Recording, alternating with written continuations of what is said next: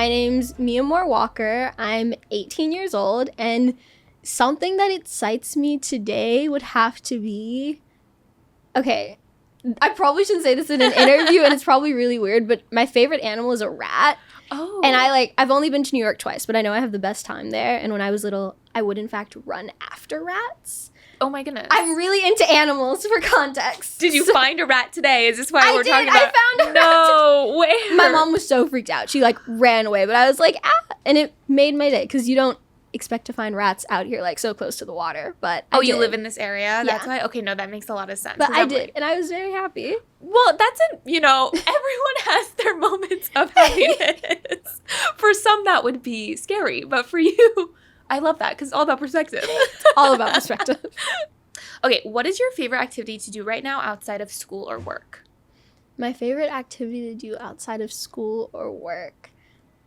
I really enjoy going out into nature. I'm a really big nature person. It's what I'm majoring in. But I just love going on long hikes and taking photos of plants and seeing what kind of plant it is and figuring out, is it invasive? Is it good for the environment? Or going bone hunting. If you've ever been in LA, they have Griffith Park, which is so cool. And they have so many, cool plants and bones from animals that have unfortunately passed. But it's just cool to, go through the nature and go on a nature treasure hunt. That's super cool. Wait, so 2 questions. What's your major? And then bone hunting. Please elaborate on that.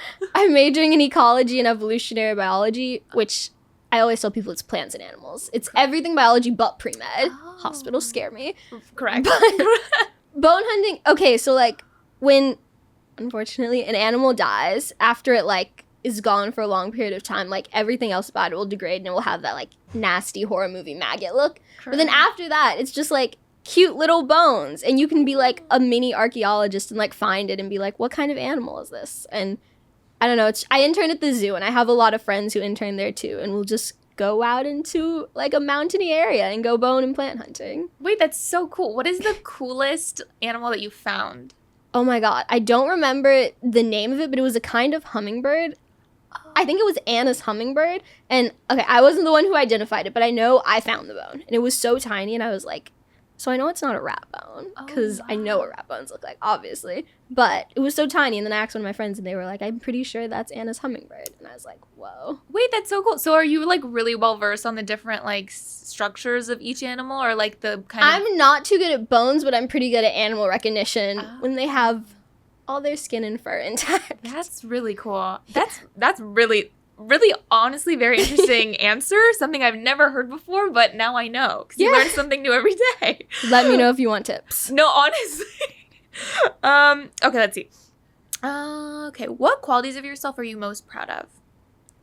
I'm really proud of, I guess, first, my ambition. I come from a low-income background, and I was always taught, work hard for everything. So possibly to a concerning level, but I definitely try and give 100% to everything, do the most that I can in any context, because I really do believe that if you work hard, you can achieve what you want.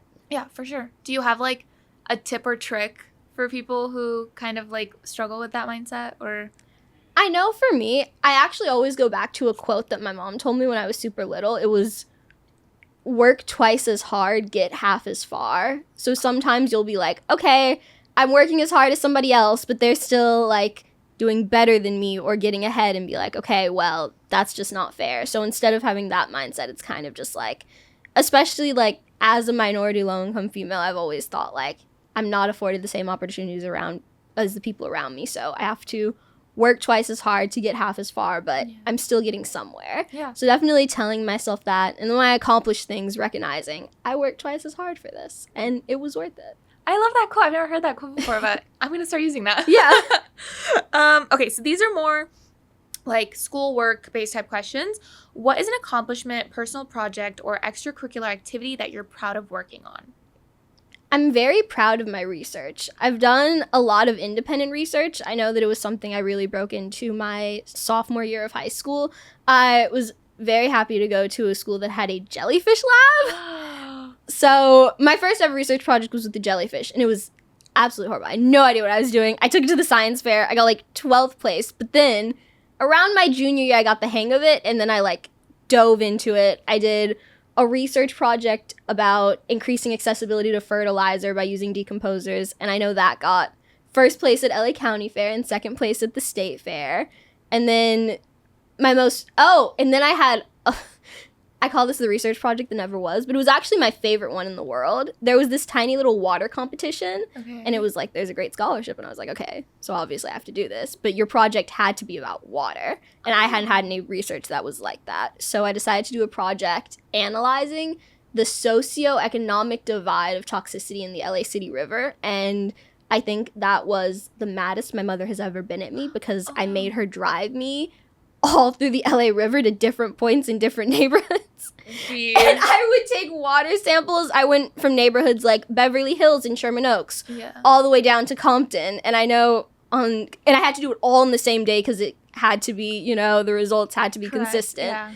And I know it was like 11 o'clock at night, and we were at the last stop in Compton, and she was like, I'm so done with you. And I was like, I love you so much. Mom, this is for my future. It is. My project actually did not go far in that. No. But why? That's such an interesting topic. That's what I said. But I had a lot of fun doing it, and it was something that I was always curious about. I know with research, especially for science fairs, you have to be like, okay, what will the judges like? What can I actually achieve with my high school budget? Yeah. But this was something that it was everything that I wanted it to be. So it was just really fun to do. Would you ever want to pick that up again?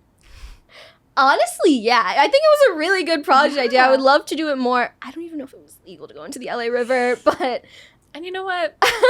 This is a joke. This is a joke. She didn't actually do this. I would love to do it on, like, a more professional level with, like, grant funding and things like that. That's really cool. Have you ever had a project where you've had, like, grant funding? I have, yeah. So my cool. final senior year project. It was something I'm really passionate about. I hate invasive plants. They're like plants that grow everywhere. If you've ever seen those tiny little yellow flowers, mustard plants, they're absolutely, but they don't make mustard from them. We don't like them? We don't like them. Okay. They're so bad for the environment. The reason we have so many wildfires because they're not native to California. So I know for my final research project my senior year, I decided I'd been wanting to research them for a while. So I did a project looking at different enzymes that could inhibit their growth, because that's one of the reasons they're so invasive, is they just keep replicating everywhere so fast and annoyingly. And so I looked at different ways to stop them from doing that, and I found a specific enzyme called the myronase enzyme that you could inhibit with the PP1 and PP2A protein. And I did that so I didn't have the resources to like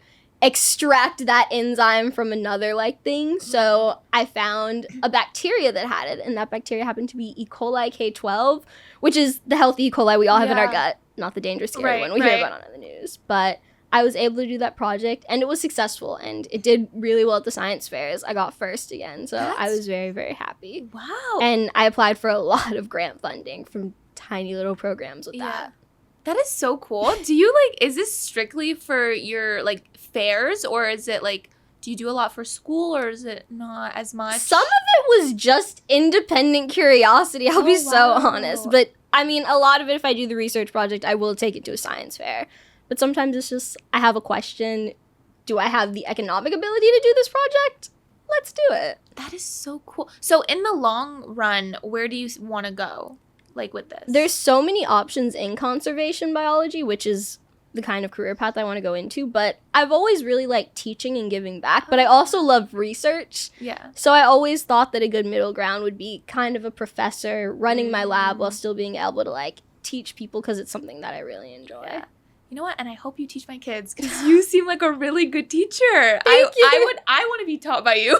I wish I was still in school. Okay, so going off of like your accomplishments, what tips would you give someone trying to do something similar, or like something as difficult as that? I would definitely tell them that relentlessness is key. I know for one of my projects, I was running it out of the closet of my AP biology teacher's classroom, because it was completely independent and there was no research space for me to do it. So I asked her, and she was like, sure, Mia. And I was like, thank you so much. Wow. But I know I was doing that at the same time when I was the lead in the school play. And I know there was one day where I had to be on stage, but I had to water my plants for consistency at the specific time. And I had like 2 minutes to run all the way across my school's campus. And I, like, was watering the plants in full science gear. And then I'm, like, changing into my costume as I'm running over. And I opened the show. So it was Oh my gosh, you're like chaos. my real life, like, Gabriella from High School Musical. Wait, I never drew that. Because you really are my real life Gabriella. And you're my idol. And Why you're my did idol. I never realize And I'm going to that? tell my kids you were Gabriella from High School Musical. I never tied together how similar we were. And you're until welcome. now. And you're welcome. But that's literally what that's I a was flex. doing. That's a flex of astronomical proportions. I was so stressed out that day, but I did it, and I did both. And it just took, like, telling myself that I could do it no matter what. Yeah, to a point of delusion, but... You know, sometimes we all have to be a little delulu to, like, get just a places. tiny bit. Just a tiny bit. 100%. Okay, you can answer this as, you know, however it feels to you. Yeah. What does education mean to you? Honestly, when I think of education, the first word that pops into my head is access. I know that that's something that's really big for me. I know in middle school, I had a friend who went to a private school, and she told me about how she got to go on all these trips and do all these cool science and theater things, and I was like, okay, I want to do that too. Mm-hmm. So then I Googled it, and then I saw the price, and I was like, no. Yeah. No way. But then I did a little more Googling, and I found out that some schools have financial aid, so I was like, why not apply? And I did, and I got a full scholarship to a top private school, Oh, wow. and I was just so amazed at the differences. Like, all the resources I gained access to. I had a jellyfish lab in That's my really school. cool. I had teachers who, even though it was a closet, it was a big closet, who had space where I could do a whole research project.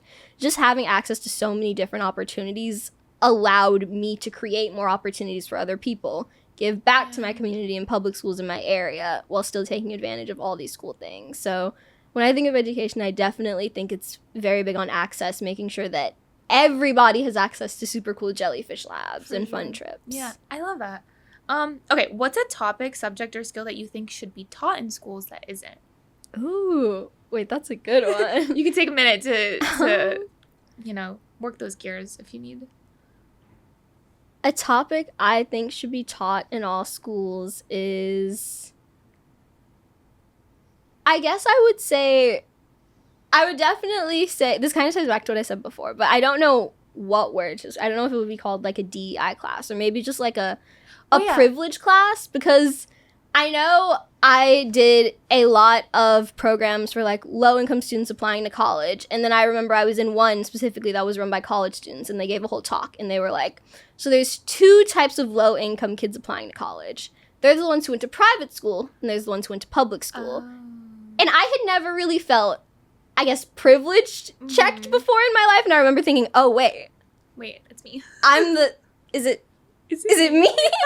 And that was the first moment when I was like, whoa, I had never, ever seen myself in that, like, oh, I'm gonna have it easier because of something I got access to. And I was like, I mean, I was just a middle schooler who made a choice. Like, it was something so small, and I never thought about it like that. So I feel like acknowledging that definitely helped me change my viewpoint and really get me into I got here, I'm privileged, so I can definitely give back, even if there's somebody else more privileged out there than me. I can definitely give back and help people.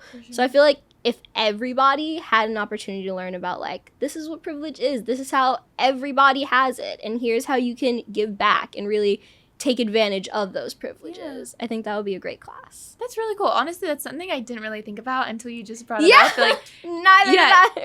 You both started in the same place, like, you know, being low-income students, but you both had different, like, trajectories that kind of went about. That's something really interesting to see. Do you have, like, a kind of idea of, say you were to teach a course, what would be the first thing that you would? Ooh, so if I was teaching that course? Yeah. If I was teaching that course, I think, okay, it depends on the people, but I'm a shock value person.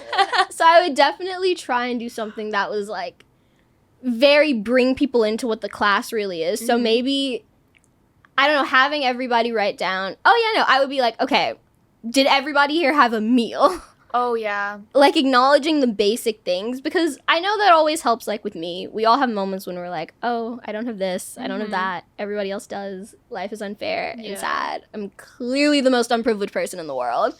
But then, like, really taking that second to breathe and acknowledging, I had food. I had a great mom who took care of me. I had a bed. Yeah. Just those tiny things that we don't really take a second to be grateful for. I would probably have everybody list down and be like, okay, you guys are really privileged. For sure. Even if they're like the lowest income or no matter what situation they're in. Yeah. No. They had food on the table. That's a privilege. For sure. Honestly, I love that. Okay. Tell me about someone who has left an impact on you and why. Somebody who has left an impact on me would have to be, I've only ever gotten one bad grade in school, and it was in Algebra 2. Ooh. And I tried so hard in that class. And my favorite person in the world who has left such a big impact on me was actually my teacher from that class. I love her so much. We still talk to this day. No way. I mean, I did not love her when I opened up that report card, but For sure. I know that class was a really, really hard time for me. I was struggling with undiagnosed ADHD and dyscalculia, so the numbers were like moving and I had no idea what to do. Yeah. But she like met with me every day, tried to help me study as much, and I was studying so much on my own. And she really helped me realize that like which was a concept I still struggle with, sometimes working hard doesn't always get you the outcome you want. Because I really was working my hardest and she was helping me to like crazy extents, yet my grade still wasn't what I wanted it to be. So she really helped me realize that and helped me be okay with it and come to a point where I was like, well, I worked my hardest and that's all that matters. And I'm very grateful for that. I love that. That's really cool. Wait, when did she teach you? She taught me my sophomore year of high school. And what do you know? I'm going to my first year of college. Wow, that's so nice that you still keep in touch. Yes. That's really sweet. I love that. Okay, we have 4 more, so bear with me. Is there a cause or social issue that you're passionate about, and why is it important to you? A cause or social issue I'm passionate about? I would say there's so many. Wait, I'm trying to think. You can pick more than one. It's okay. Oh, okay. I guess, well, what first comes to my mind is, I know have you heard of Catalina Island? Oh, yeah. The Catalina deer are a thing that I know is like a super big controversy in the conservation community right now. Only biology nerds know about this. Nobody else in the world knows about it. So curious. Explain. But I know it's a really, really big issue, and I don't even know where I stand on it. But the Catalina deer are not native there. They're actually invasive, like the same way the mustard plants here in California give us wildfires and prevent other plants from thriving and surviving. The Catalina deer are doing that to all the other native animals there. They're taking away their food. They're bad for the environment, and they're not supposed to be there. Because I think they were brought there for like a movie set, and people just released them into the wild.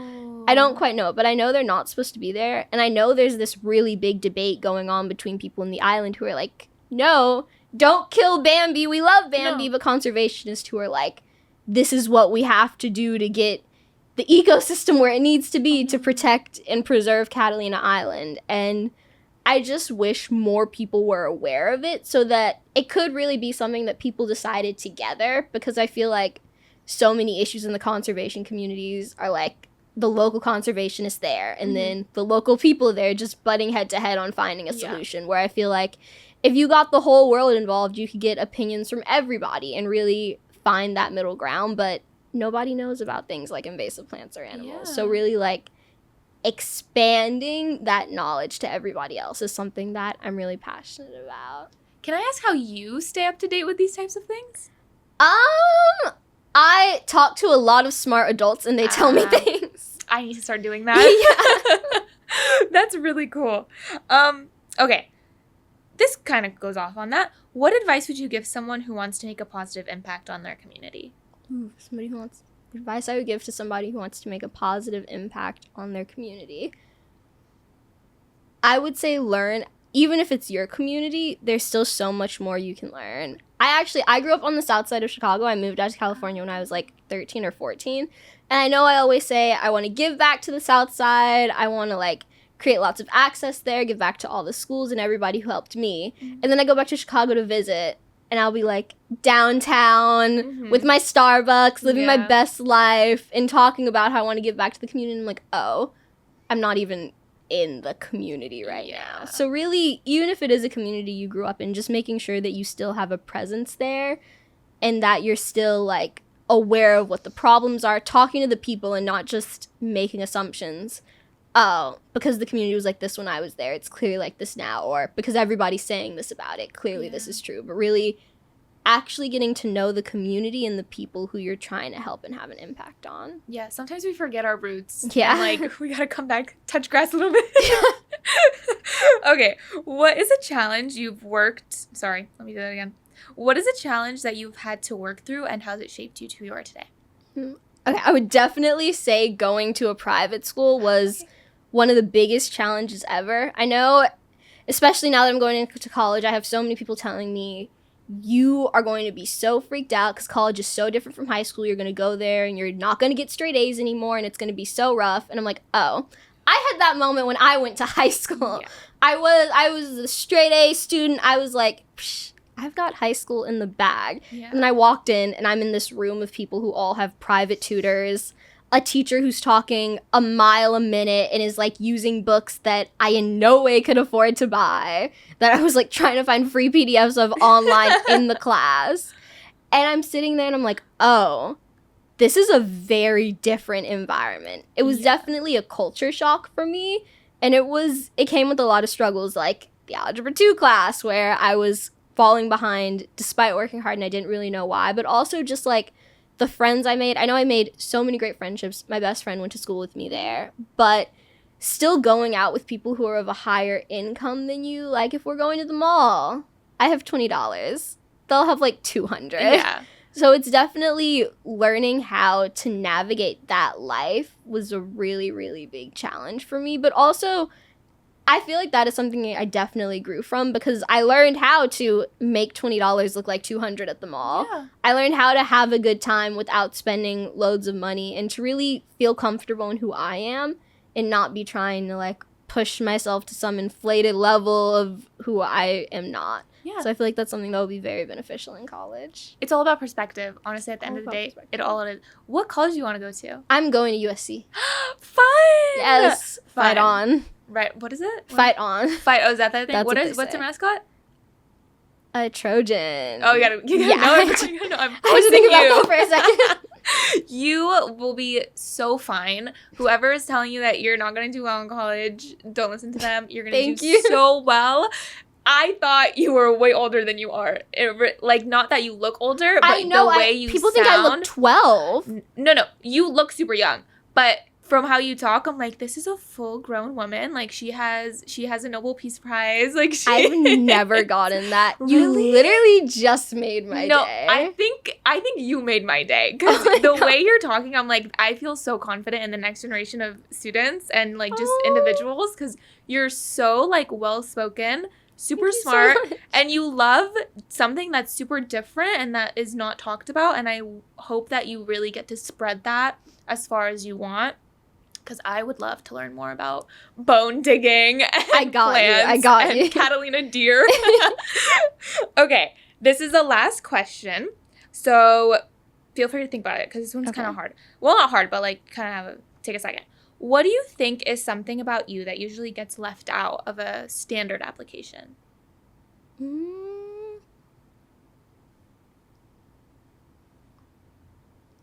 This kind of ties back to before, and I don't want to sound repetitive, but Never. I would definitely say